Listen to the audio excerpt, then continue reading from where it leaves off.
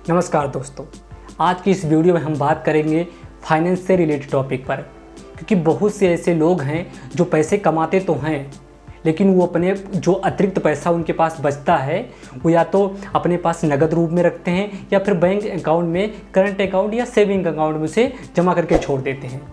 इससे हमारी जो पैसे की जो वैल्यू है वो लगातार घटती रहती है, क्योंकि मुद्रास्फीति तो लगातार बढ़ रही होती है।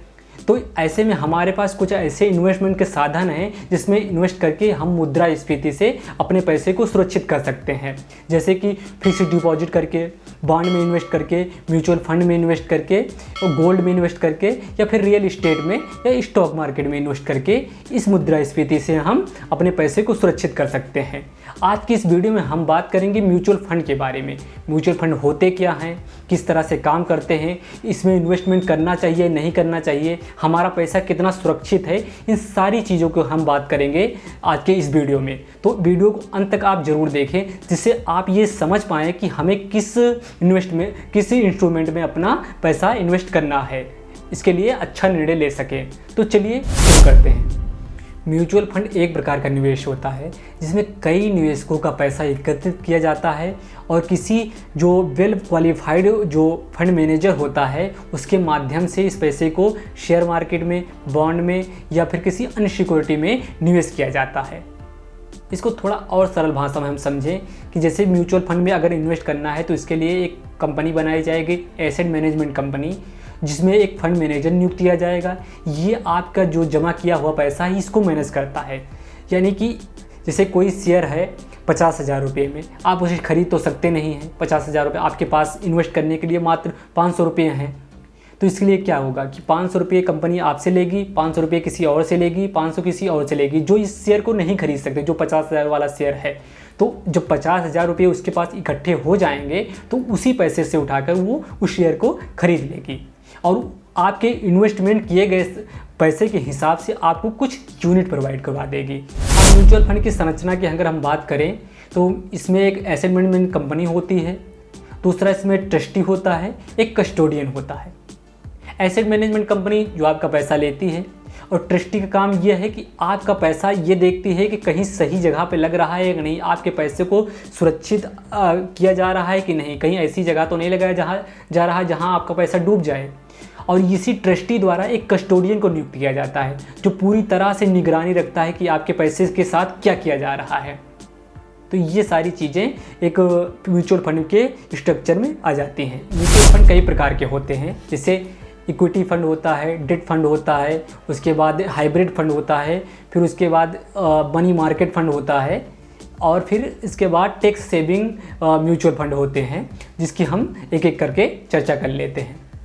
इक्विटी फंड, जैसा कि इक्विटी से नाम से ही पता चलता है कि ये शेयर मार्केट में इस पैसे को इन्वेस्ट किया जाता है। अब शेयर मार्केट में इन्वेस्ट करने का मतलब है कि इसमें जोखिम भी अधिक हो गया और रिटर्न भी इसमें अधिक मिलता है।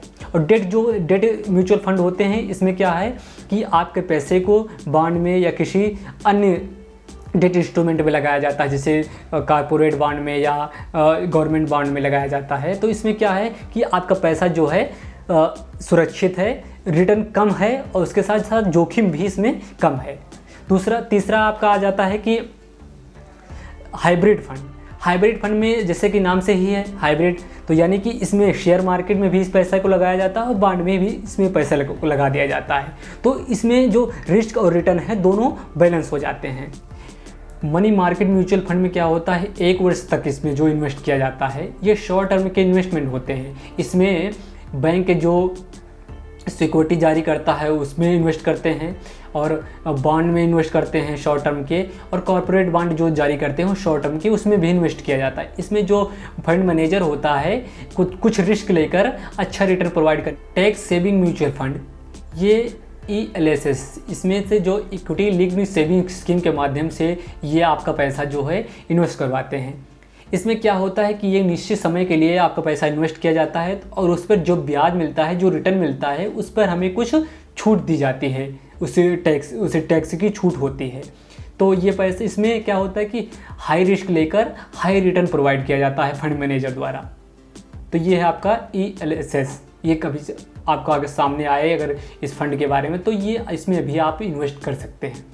म्यूचुअल फंड के अगर हम लाभ की बात करें तो इसमें कुछ ऐसे लाभ हैं जो हमें अन्य जगहों पे नहीं मिलते, जैसे कि विविधीकरण, यानी कि आपका पैसा डाइवर्सिफिकेशन के माध्यम से लगाया जाता है कि आपका जो पैसा है वो कई जगहों पर इन्वेस्ट होता है, तो एक साथ आपका पैसा डूबने का जो है चांस बहुत कम हो जाता है। दूसरा, आपका पैसा एक ऐसे व्यक्ति के हाथों में होता है जो वेल क्वालिफाइड होता है, जिसे शेयर मार्केट की समझ होती है, बॉन्ड की समझ होती है, जहाँ पैसा लगाया जाता है उसकी ठीक ठाक समझ होती है, तो इससे आपका पैसा काफ़ी सुरक्षित हो जाता है। तीसरा इसमें यह है कि लिक्विडिटी, इसमें आपको लिक्विडिटी मिल जाती है कि आप जब चाहें अपने पैसे को निकाल सकते हैं, जब चाहें उसमें जमा कर सकते हैं, तो ये आपका कुछ फ़ायदे हैं। म्यूचुअल फंड में इतनी सारी जानकारी लेने के बाद आपको मन में एक सवाल आया होगा कि इतना सब जानकारी ले तो लिए, इसमें इन्वेस्ट कैसे करें, हमें वो तरीका बताओ। चलिए बताते हैं। इन्वेस्टमेंट करने के लिए इसमें आपको एक डीमैट अकाउंट की आवश्यकता पड़ेगी। इसे आप किसी ब्रोकरेज फर्म के द्वारा या बैंक में जाकर आप खुलवा सकते हैं। उसके बाद अपने म्यूचुअल फंड को चूज़ करके उसमें आप पैसे को जमा कर सकते हैं।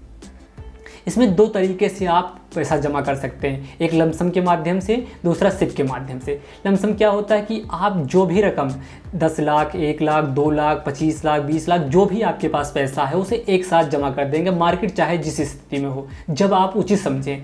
मार्केट अगर डाउन है तब आप जमा करना चाहें, या मार्केट अप है तब जब आप जमा करना चाहें उसे तब जमा कर सकते हैं। और सिप के माध्यम से क्या है कि आप एक जो आपके पास ज़्यादा रकम नहीं, आप थोड़ा थोड़ा करके आप जमा करना चाहते हैं, तो आप इसके सिप के माध्यम से पैसे को जमा कर सकते हैं। तो ये दो तरीके हैं इसमें इन्वेस्ट करने के। म्यूचुअल फंड के फ़ायदे तो हमने देख लिए, अब इसके कुछ नुकसान होंगे, उसे भी जानना हमारे लिए ज़रूरी हो जाता है। तो इसमें क्या है कि आपको कुछ चार्जेस देने होते हैं जो एक्सपेंस रेशियो के नाम से जाने जाते हैं, जो आपके जब खरीदते या बेचते हैं तो उसमें आपके रिटर्न से कुछ पैसे आपको उस कंपनी को देने होते हैं। दूसरी तरफ इसका रिस्क भी हो जाता है, बाज़ार पर निर्भर करता है। अगर बाज़ार अप है तो आपका पैसा बढ़ जाता है, अगर वो बाज़ार किसी कारणवश आपका नीचे आ गया तो आपका पैसा बहुत ज़्यादा कम भी हो सकता है। तीसरी ये है कि क्रेडिट किसी आप ऐसे म्यूचुअल फंड में इन्वेस्ट कर दें जिसकी कंपनी डिफ़ॉल्ट कर गई तो आपका पैसा डूब भी सकता है। तो ये कुछ नुकसान हैं इसके, इसे ध्यान कर देकर और उसे पूरी तरह से जांच पड़ताल कर ही अपना पैसा इन्वेस्ट करें। म्यूचुअल फंड तो हमने देख लिया, अब कुछ अन्य हमारे पास जो निवेश के विकल्प हैं उनसे हम तुलना जरा करके देखते हैं। जैसे शेयर मार्केट पे आप इन्वेस्ट करेंगे तो आपके पास उच्च जोखिम है, और उसके साथ साथ आपको उच्च रिटर्न भी मिल सकता है, और उसमें म्यूचुअल फंड वाली जो फैसिलिटी है आपको नहीं मिलेगी, आपको व्यक्तिगत रूप से सारी चीज़ें करनी होंगी। उसके बाद फिक्स डिपॉजिट है। फिक्स डिपॉजिट में क्या है कि आपका पैसा बहुत सुरक्षित होता है, आप निश्चित समय के लिए 5 साल के या 10 साल के लिए जब तक जमा करना चाहें आप एक निश्चित ब्याज पर अपना पैसा जमा कर सकते हैं।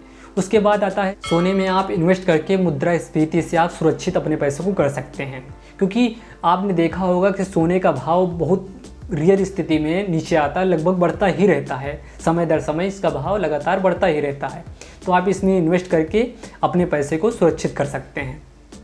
उसके बाद आता है रियल इस्टेट में अपना पैसा जैसे घर खरीद सकते हैं, ज़मीन खरीद सकते हैं। तो इसमें क्या होगा, आपकी संपत्ति जनरेट होगी और दूसरे इससे किराए से आपको कुछ लाभ भी मिल जाएगा। लेकिन इसमें क्या है कि ये कमी है कि इसमें लिक्विडिटी नहीं होती उतनी, आप जब पैसा चाहें तब इसमें पैसा आप नहीं निकाल सकते। आप जैसे कभी आपको ज़रूरत पड़ गई कि हमें पैसा इतना ज़्यादा पैसा चाहिए, तो उस समय हो सकता है कि आपकी ज़मीन ना बिके, तो इसमें थोड़ा लिक्विडिटी की कमी नज़र आती है। उसके बाद बॉन्ड में इन्वेस्ट कर सकते हैं, ये बिल्कुल सेफेस्ट रहता है। इसमें क्या है कि आप रिस्क भी कम है, लेकिन उसके साथ साथ जो रिटर्न है वो भी कम हो जाता है। एक सबसे रिस्की और सबसे ज़्यादा रिटर्न देने वाला क्रिप्टो करेंसी है, लेकिन इसमें ध्यान रखें कि इसकी चर्चा करने से पहले मैं आपको ये बात ज़रूर बता दूं कि ये बहुत ही वोलेटाइल मार्केट है। इसमें इन्वेस्ट करने से पहले किसी अच्छे वित्त की जानकारी रखता हो उससे सलाह लें, शोध करें, उसके बाद ही इसमें इन्वेस्ट करें, क्योंकि इसमें उच्च रिटर्न के साथ साथ बहुत ज़्यादा रिस्क भी होता है। तो क्रिप्टो करेंसी में इन्वेस्ट करने से पहले ये चीज़ें ज़रूर ध्यान रखें। हम इतनी सारी चीज़ जान लिए, फिर भी अगर हम म्यूचुअल फंड में इन्वेस्ट करते हैं तो कुछ चीज़ों का ध्यान रखना बहुत ज़रूरी हो जाता है। जैसे कि आप अपना पैसा कितने समय के लिए लगा रहे हैं, आपका गोल क्या है, ये चीज़ पहले डिसाइड कर लें। दूसरा कि आप टॉलरेंस कितना कर सकते हैं, यानी कितना रिस्क ले सकते हैं, ये डिसाइड कर लें कि इतना रिस्क ले सकते हैं, उसके ज़्यादा रिस्क नहीं ले सकते। उसके अनुसार अपना पैसा उन विकल्पों में जमा करें जहां रिस्क और रिटर्न के अनुसार घटता बढ़ता रहता है। उसके बाद आप ये देख लें कि उसमें लिक्विडिटी है कि नहीं, आप उसमें पैसा अब ज़रूरत है कि उस समय निकाल सकते हैं कि नहीं, ये सारी चीज़ें देख लें। उसके बाद कुछ रेटिंग भी देखना ज़रूरी हो जाता है, क्योंकि रेटिंग देखने से ये पता चल जाता है कि कौन से म्यूचुअल फंड हैं जो हमारे लिए बेहतर हैं। तो ये सारी चीज़ें आप देख सकते हैं। और ये भी देखें कि हम लार्ज कैप में जमा कर रहे हैं या मिड कैप में जमा कर रहे हैं या फिर स्मॉल कैप में जमा कर रहे हैं अपना पैसा। ये कुछ म्यूचुअल फंड के प्रकार हैं, इसमें आप पैसे को जमा करके अपने पैसे को बढ़ा सकते हैं। तो ये था म्यूचुअल फंड के बारे में जानकारी। उसके बाद भी ये चीज़ें आपको डिसाइड करना होगा कि आप अपने पैसे को लगाते समय ये ज़रूर ध्यान दें, ये ज़रूर शोध कर लें या किसी ऐसे व्यक्ति से परामर्श ज़रूर ले लें कि कहाँ पे हमारा पैसा सेफ रहेगा, उसके बाद ही इन्वेस्ट करें। धन्यवाद।